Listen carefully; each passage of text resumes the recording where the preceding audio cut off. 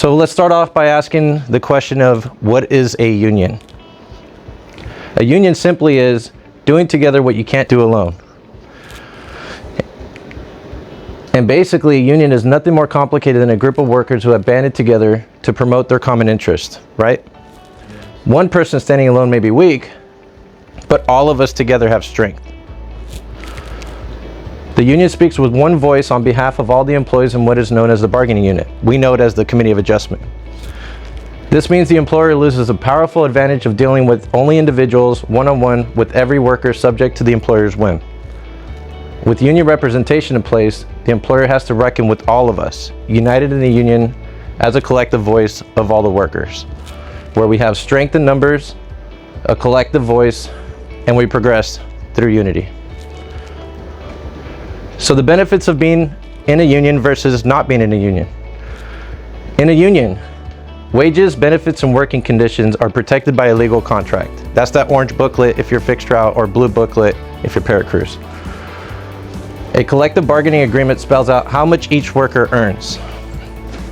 Unions negotiate raises for everyone, and members get to vote on the new contract.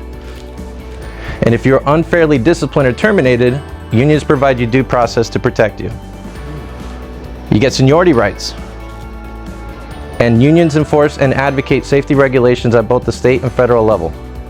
And the best part, if you don't like something at work, you get to work together with the union to change it. So let's look at the non-union side. Management can change wages, benefits, and working conditions whenever they want. There's no contract. Unequal treatment, favoritism exists. If you want a raise, you got to plead your case to your manager. If you're unfairly disciplined or terminated, you are on your own with no recourse, meaning at will. Today you could have a job, tomorrow you cannot have a job. No seniority rights without a contract. And if you don't like something at work, you're at the mercy of management. Simply put, the union difference. Union members work together to negotiate and enforce a contract with management that guarantees the things that you care about, like decent raises, affordable health care, job security, and a stable schedule. There is a difference between union versus non-union. Unions members get $191 on average per week higher than their non-union counterparts. We get better benefits, more likely to have employer-provided pension and health insurance, which we do have at Metro. A safer workplace, safe working conditions that prevent death, illness, and injury. And the best part, we have a voice on the job. We have better workplace and working conditions without the fear of retaliation.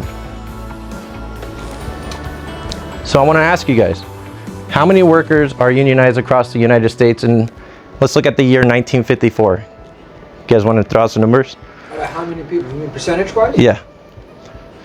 Across the nation. 3%? 50.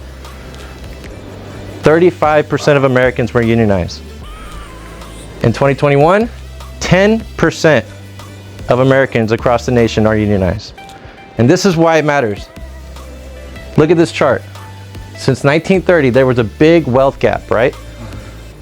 Unions became popular and a thing in the 1950s. Look at that wealth gap. That's when we had finally a seat at the table to bargain about the conditions at work and about our wages, about our benefits. And that's the time where you could actually survive off of one income, raise a family, pay a mortgage. Those were the times where you actually could survive on on a livable wage. Okay. So that's the blue line is how many workers are unionized. That's the union membership. The orange line is the wealth gap, how much the CEOs, employers are making. So that's the point that we're trying to make. So when unions were popular back in the 50s, when 35% of Americans were unionized, that wealth gap was very small because we had a voice. The union membership, unfortunately, through corporate interests and special interest groups have pushed this narrative that unions are bad for workers, and unfortunately some workers fell for it. So unions actually became less popular. But as you can see, when they become less popular and less Americans are unionized, the wealth gap between workers and employers gets bigger. So unfortunately, we're at a point where only 10% of Americans are unionized. And that's just further proves the important factor of unions. And we are seeing a slowly steady increase of popularity for unions again, because we just went through a pandemic, right? A lot of workers are realizing their employer probably doesn't really care about them, and they want that voice of work. And now we got people looking up what a union is. Yeah, Great Recession. Right. So that's just to show you how important and how powerful it is to be organized in a union. And if you really wanted to find out more of why that happened, of unions becoming less popular, we have a YouTube channel, Smart Local 23. Look it up. We created a playlist of union educational videos, but I want to bring your attention to this one where John Oliver actually took the time to explain union busting. It's a 20-minute video. I hope you guys get to watch it. You get to see the horrible things that employers do to their workers to convince them that unions are bad. They fire them. They do mandatory meetings to tell them how bad the union is. And to organize in the first place, it's so difficult. And that's why unions are not really a thing. There's no real laws that protect workers trying to unionize in the first place. So for us to be already union, it's just something to be grateful for. And not a lot of people know this, but historically, unions built the middle class. Unions are the reasons why we have our basic labor laws today. And people back then literally had to shed blood, sweat, and tears, and even given up their lives for things that we may take for granted today. Can you guys guess what those things might be? Children in factories, 80 hours. Child labor laws, right? What else? Can you guys think of any? 40-hour work week. Sick leave, lunch breaks, paid vacation, minimum wage, 8-hour workday, overtime pay, a 40-hour work week. Remember how 16-hour days were normal without overtime? Safety standards and healthcare. Those things used to not be a thing. They became a thing because workers back in the day fought and got our unions in place.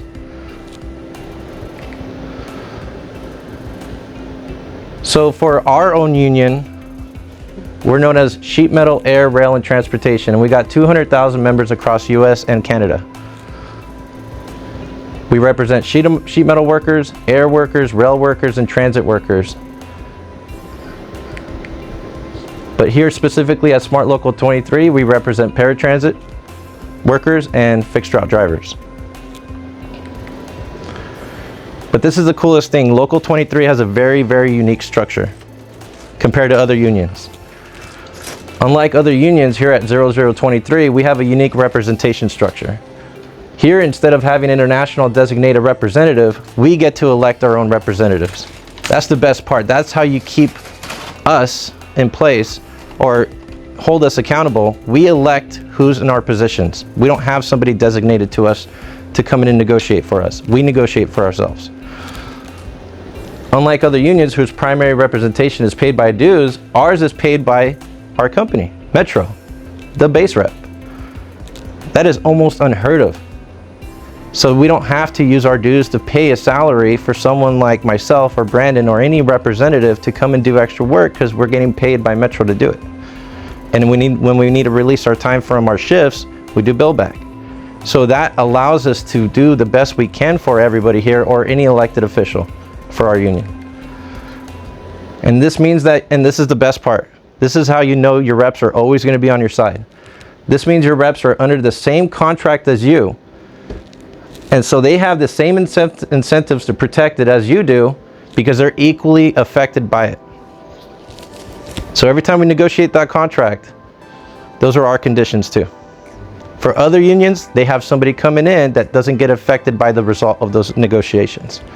So that's how you know, guaranteed, whoever's on this side or an officer is going to be on your side.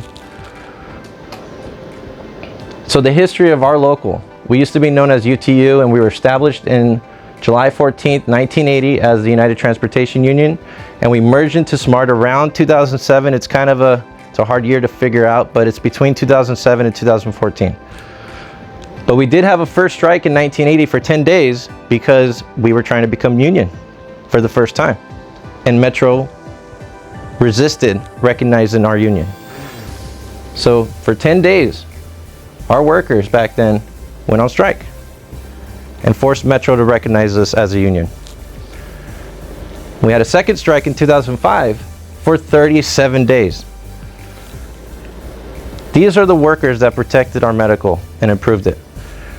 It was about protecting and improving our working conditions because it was a unilateral change at the last second, and these workers were not going to take it. And the reason why we have what we have today is because of them. So the members that came before us sacrificed to get us the benefits we enjoy today.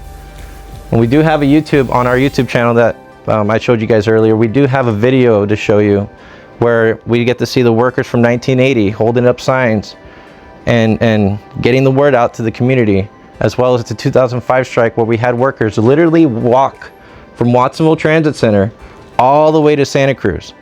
And let me remind you, there's no buses, there's no Uber, there's no Lyft. They held signs, screaming and hollering, from Watsonville Transit Center down Freedom to Soquel, all the way to the Santa Cruz Transit Center. They fought hard and protected our medical. These are our contracts, all the way back from our first one in 1980. Every 3 years, we typically negotiate our contract. And this is why our contract has become what it is, because throughout the years, union officers have done their best to put stuff in there, like better wages, better benefits, better working conditions. And that's why we have a thick contract. It's a 40-year-old document.